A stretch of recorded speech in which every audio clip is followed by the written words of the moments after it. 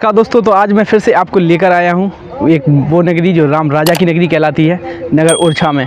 हाँ दोस्तों, इसकी स्थापना राजा रुद्र प्रताप सिंह बुंदेला जुदेव के द्वारा की गई थी, जिस ओरछा को आज हम वर्तमान में जानते हैं। आज इसी किले में हम अंदर चलने वाले हैं और आपको दिखाने वाले हैं कि आज इसकी जो वर्तमान स्थिति क्या है और आगे की हिस्ट्री हम आगे चल के ही देखेंगे। तो चलते हैं मेरे साथ। तो दोस्तों, आगे बढ़ने से पहले आप देख सकते हैं कि ये बहुत ही शाही गेट सामने आपको देखने को मिल रहे हैं और इनमें जो नुकीले कीलें आपको दिख रही हैं, ये इस पर्पज़ से उस टाइम पे लगाई जाती थी जिससे कि अगर कोई राजा अटैक करता है और हाथी से गेट तोड़ने का कोशिश करता है तो ये गेट वह नहीं तोड़ पाए, इसलिए यह नुकीले कीलें इसमें लगाई जाती थी। देखिए कितना भारी भरकम गेट आज भी है। चलते हैं अंदर की साइड। से कम 20 फुट लंबा दरवाज़ा है और इस तरीके से पूरे में नक्काशी दी गई है गेट पे कि कोई भी इसको आसानी से नहीं तोड़ सके।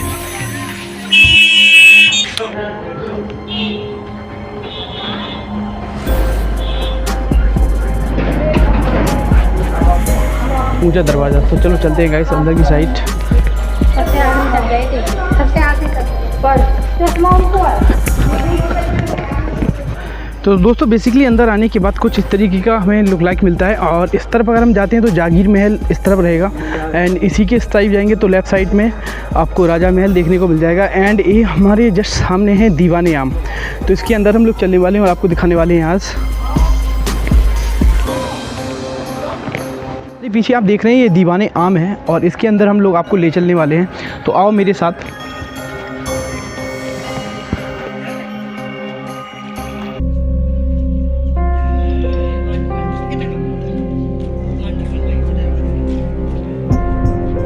तो दोस्तों ये हमारे पीछे आप आगे आएंगे तो यहाँ पे आपको दीवाने आम देखने को मिलेगा और इसके ऊपर वाली जो खम्भे हैं, ये खम्भे देखिए आप कैसे कितने मोटे खम्भे उस टाइम पे बनाए जाते थे और इसी की वजह से इसमें ज़्यादा ही मजबूती रहती थी। इतने मोटे मोटे खम्भे प्राचीन शैली में बनाए जाते थे जिससे कि ये पूरी की पूरी किले की नींव रखी जाती थी।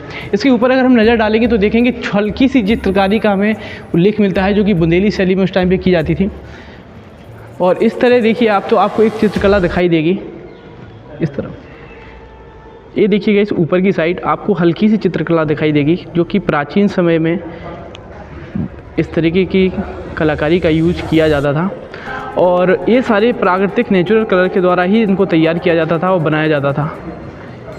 यहाँ पे काफ़ी आकर्षक डिज़ाइनें बनी हुई थी जो कि अब थोड़ी कम दिखाई देती हैं, जिसमें मोर की डिज़ाइन आपको दिखाई दे रही होगी। बहुत से ऐसे पक्षी हैं जिनकी डिज़ाइनें यहाँ पे बनाई गई हैं और काफ़ी कुशलतापूर्वक।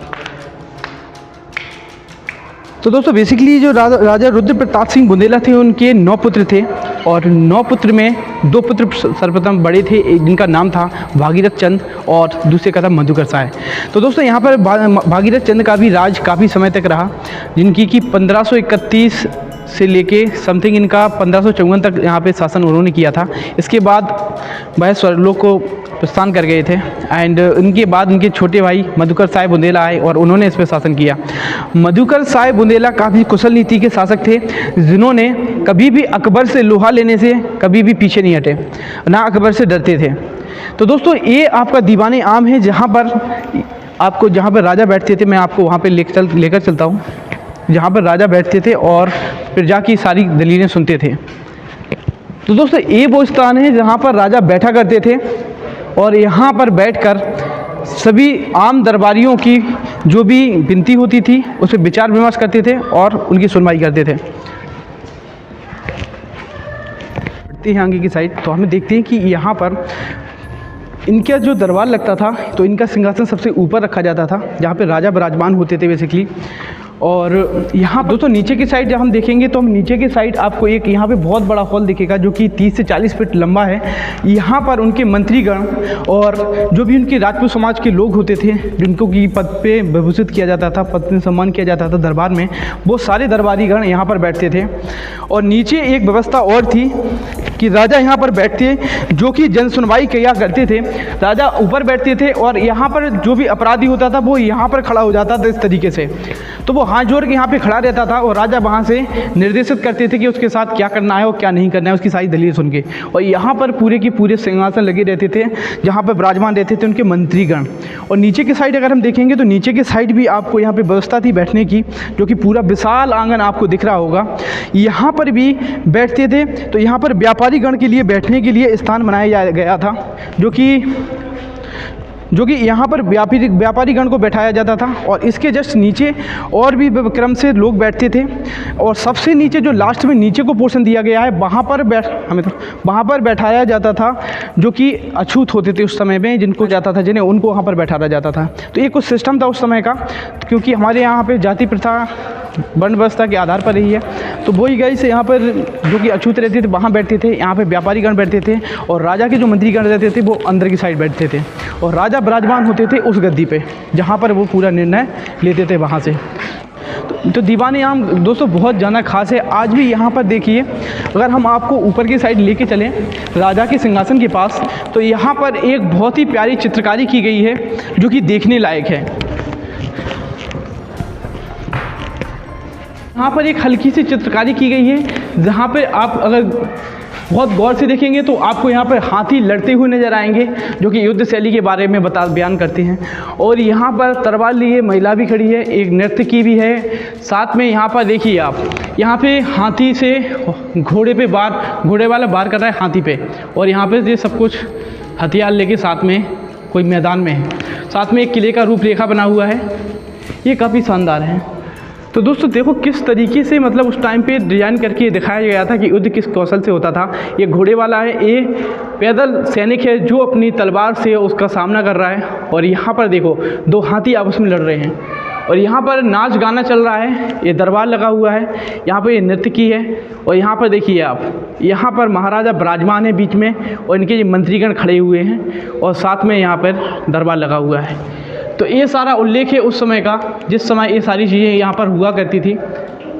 तो काफ़ी शानदार तरीके से यहाँ पे नक्काशित इसको किया गया है। बेसिकली बुंदेलखंड का इतिहास वैसे भी गौरवपूर्ण हमेशा ही रहा है और यहाँ के इतिहास की बात ही क्या कहना है।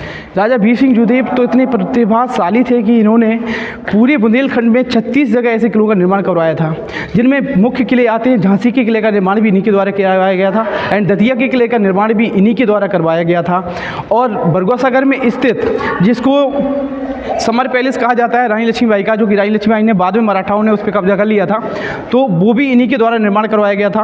और साथ में खजुराहो में भी, छतरपुर में भी कई जगह इन्होंने 36 किलों का निर्माण करवाया था। और जिनमें मुख्य किला आता है दतिया का वीर सिंह पैलेस, जो कि 9 खंडा महल है, जिसमें 7 खंड में दिखाई देते हैं और 2 खंड तलघर में तब्दील हैं, जहाँ पर खजाने के लिए व्यवस्था की गई थी। और वो किला भी अपने मित्र जहांगीर के लिए राजा वीर सिंह जुदेव के द्वारा बनवाया गया था। तो दीवाने आम की आज भी प्रतिभा को देखने के लिए काफ़ी पर्यटक यहाँ पर विजिट करते हैं और यहाँ इसका नज़ारा देखने के लिए कई दूर दूर से लोग आते भी हैं। और यहाँ की ये घुमावदार आकृति उस समय की बुंदेली नक्काशी से नक्काशित है, जो कि बुंदेली शैली में इस तरीके की नक्काशी बनाई जाती थी, जो कि घुमावदार दरवाजे रहा करते थे। और ये काफ़ी भारी भरकम रूप से खंबे यहाँ पर बनाए गए थे और काफ़ी पर्यटक बाहर से, देश विदेश से यहाँ पर विजिट करने आते हैं, कि सामने देख सकते हैं आप। और ये सारी नक्काशी का मनोहर लुत्फ़ उठाते हैं। तो ये था यहाँ का दीवाने आम, जो कि महाराजा वीर सिंह जुदेव के द्वारा दरबार यहाँ पे लगाया जाता था और उन्हीं के द्वारा यह शैली स्टार्ट की गई थी यहाँ पे दीवाने आम लगाने की। एंड यहाँ का ये वीडियो इतना ही था और आगे भी हम आपको किले की वीडियो दिखाएंगे, जो कि आगे आपको इसके बाद देखने को मिलेगी, वो सेपरेट रहेगी। तो अभी और आगे चलते हैं और भी देखते हैं कि यहाँ पर क्या है। बाहर की साइड एक गार्डन भी है। तो दोस्तों बाहर की साइड अगर हम देखेंगे तो एक हमें गार्डन दिखाई पड़ता है, जो कि चारों तरफ फैला हुआ है। और यहाँ पर मैंने आपको बताया था कि बहुत ज़्यादा पर्यटक आते रहते हैं। और गाइस इस साइड को अगर हम जाएंगे तो यहाँ पर हमें भोलेनाथ का एक मंदिर मिल जाता है, जो कि आपको दिख रहा होगा। ये भी काफ़ी प्राचीन है और यहीं पर दीवाने आम के बाहर इसको बनाया गया है। नंदी महाराज की प्रतिमा यहाँ पे मुझे नज़र नहीं आ रही है, यहाँ पे सिर्फ भोलेनाथ की शिवलिंग विराजमान है। और गाइस ये सामने वो दीवाने आम है जहाँ पर मैं आपको अभी लेकर गया था।